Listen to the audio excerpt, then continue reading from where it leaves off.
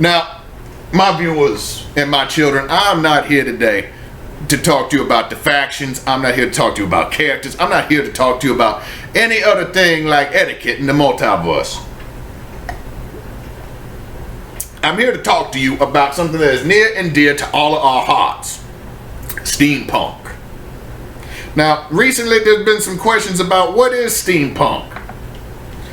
What is it? Where did it come from? Now, I'll be honest with you. By the internet and the general assumption, steampunk is a subgenre of science fiction and fantasy that incorporates the technology and aesthetic and design of the late 19th century's industrial complex and steam-powered machines.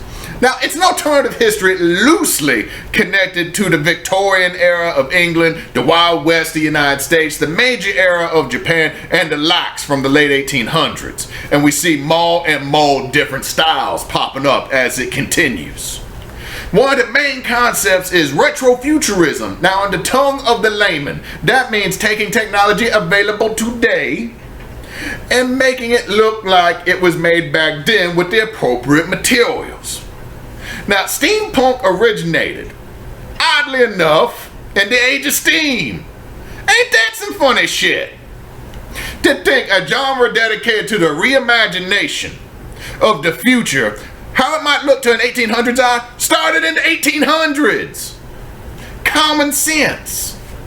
The works of Vaughan, Wells, Peake, and Shelley started it all. I mean, Shelley asked the question, how'd you bring the dead back to life?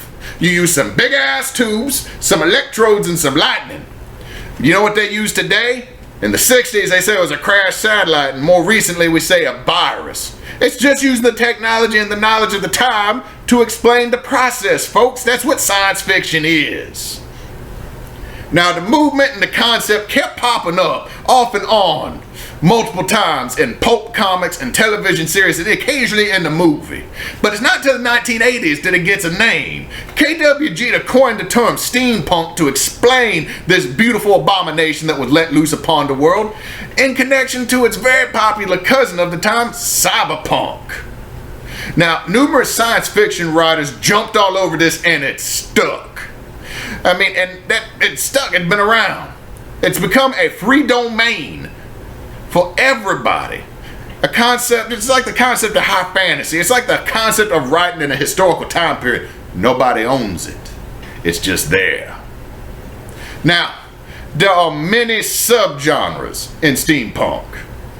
Some folks like to be neo-Victorians, being all fancy with the high collars and the jewels and the baubles.